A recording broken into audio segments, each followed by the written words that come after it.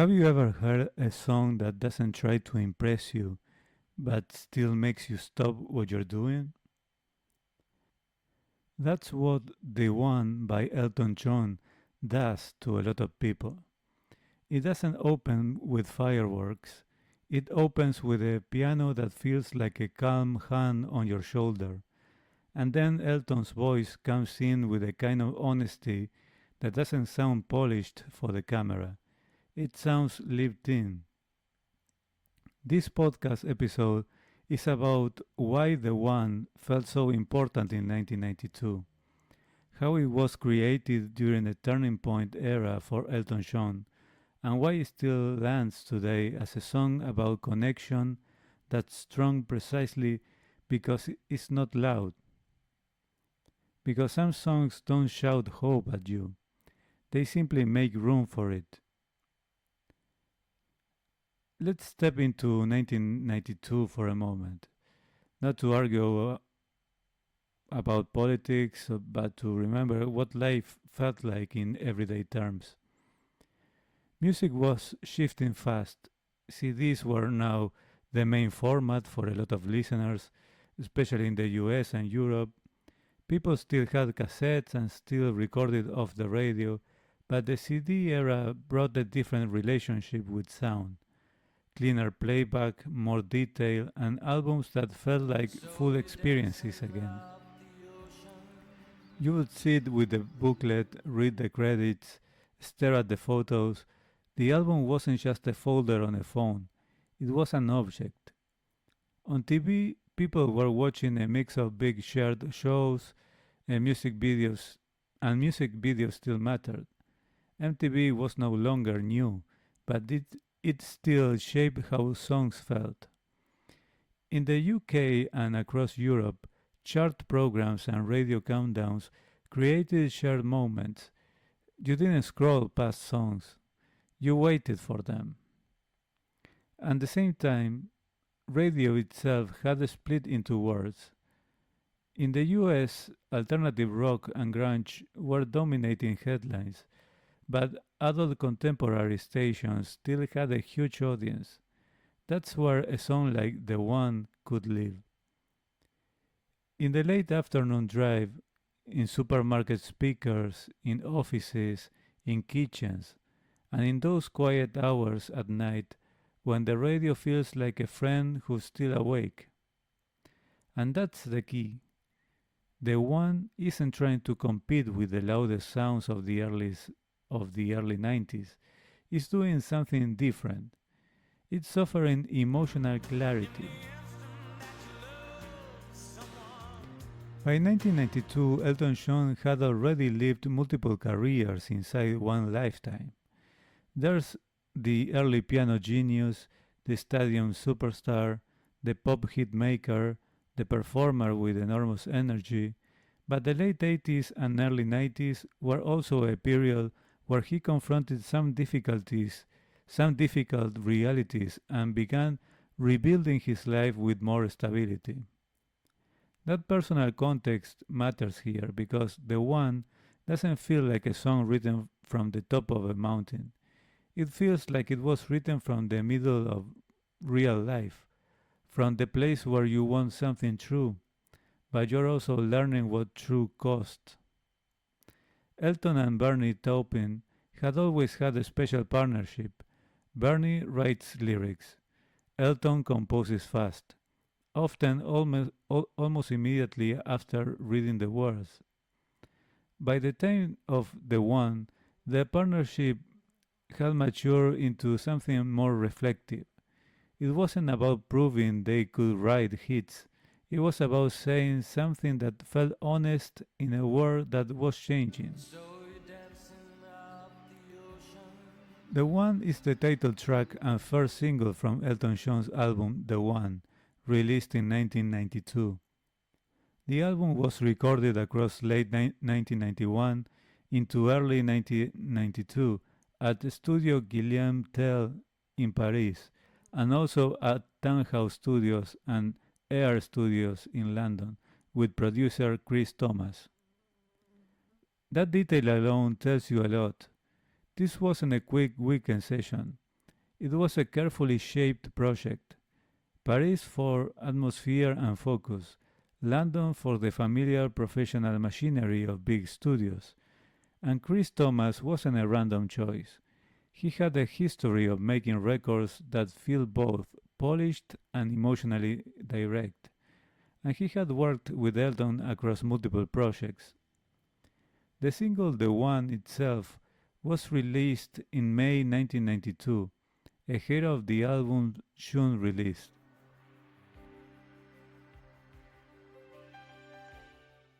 Now let's talk about what you actually hear. The piano is the center, not just an instrument, but as an emotional anchor. The arrangement doesn't try to prove anything. It doesn't stack dramatic tricks at every corner. It allows the melody to breathe.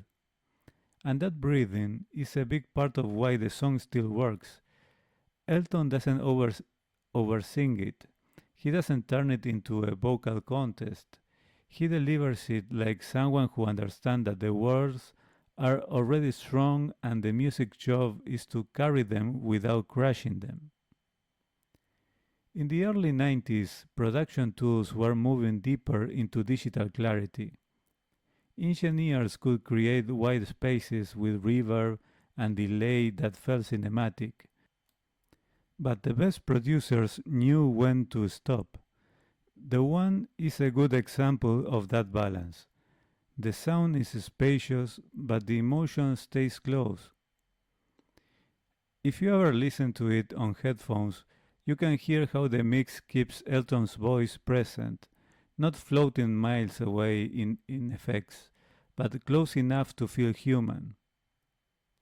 One reason The One feels mature is that the lyrics don't try to be clever, they try to be true. There's a line Elton has mentioned feeling a strong connection to, a line that hits like a quiet piece of self recognition rather than a poetic decoration.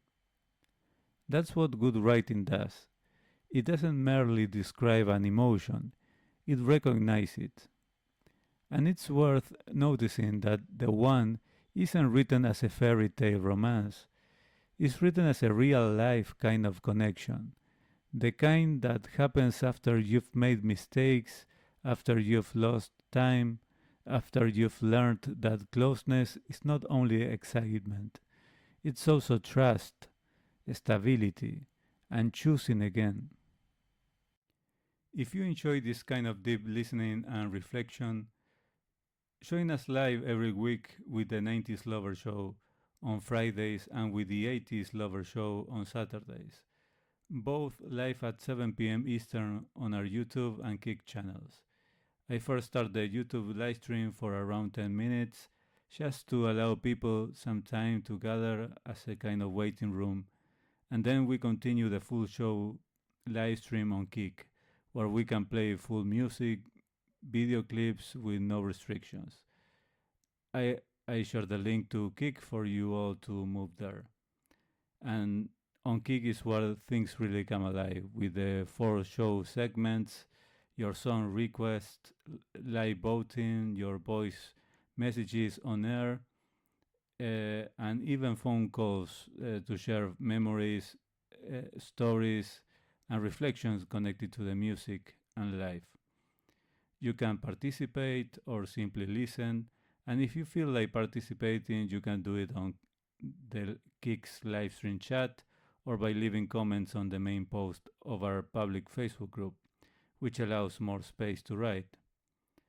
Join our public group on Facebook by searching for RetroLovers Radio 80s and 90s Nostalgia. Make sure also to subscribe on YouTube and turn on the notification bell. And keep an eye on all the 6 extra monthly special shows as well.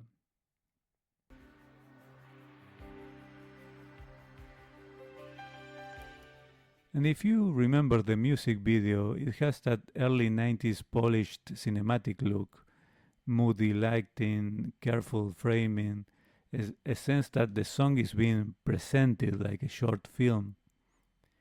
The official promo video for The One was directed by Russell McCauley, a name that matters because he helped define the era's music video language. That's an important part of why the track became memorable beyond radio. You didn't just hear it, you saw it in a style that matched the song's emotional restraint. Even if today we are focusing on the one, the album around it matters because it shows the creative ecosystem Elton was building in that moment. The one featured notable guest guitarists, including Eric Clapton and David Gilmour on other tracks, which tells you something about the level of musicianship and intention around the record. It wasn't an album made to fill space, it was a record designed to stand as a major statement in his catalog, and it became one of his strongest selling audio albums in the US in many years. Also, small details matters in how an era feels. The album's cover artwork was designed by Gianni Versace with photography by Patrick Demarchelier, which places Elton's 1992 identity not only inside music, but inside high fashion visual culture too. That matters because the early 90s were a bridge era. You still had late 80s gloss, but you also had a new hunger for authenticity. The one sits right in that bridge, elegant presentation but emotionally grounded. And here's something younger listeners sometimes don't fully feel. In 1992, songs had places. They lived in the car because radio was still the main companion. They lived in the living room because families still watched TV together more often. They lived in record stores where you listened to samples at a booth. They lived in the CD player next to the stereo where you'd hit repeat and sit with the, the feeling. And the one lived especially well in those moments when you weren't celebrating, when you were thinking, when you were trying to figure something out, and when you wanted a song that didn't demand energy from you, but it gave you energy slowly.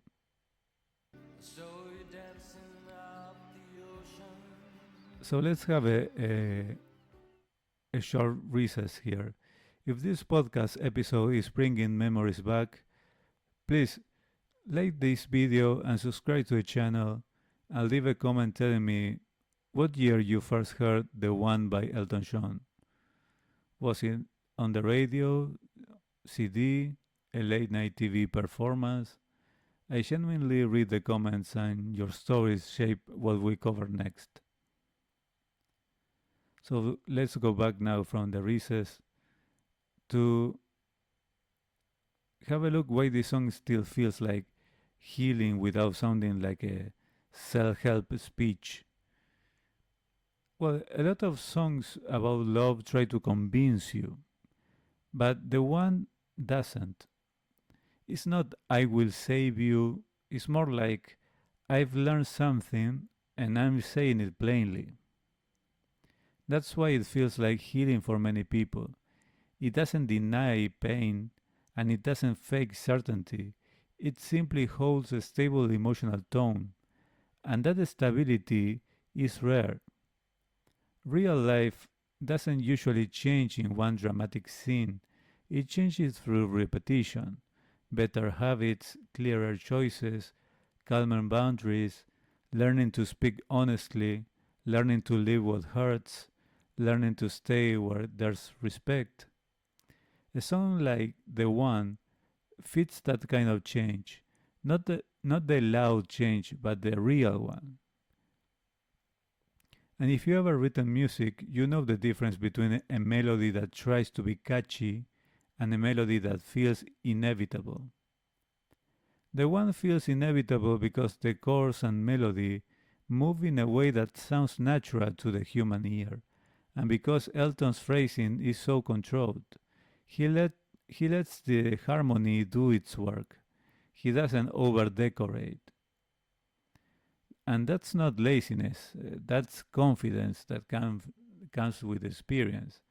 And when a song is confident, it gives you a strange kind of comfort. It feels like the music knows where it's going, even if you don't. In the early 90s, different places had different pressures and different cultural rhythms, but one common theme across countries was transition. Technology was accelerating, media was fragmenting, people were starting to feel the early version of what later became constant information everywhere, attention pulled in too many directions, and that's why songs that offered calm, focus, and emotional clarity could cut through the noise.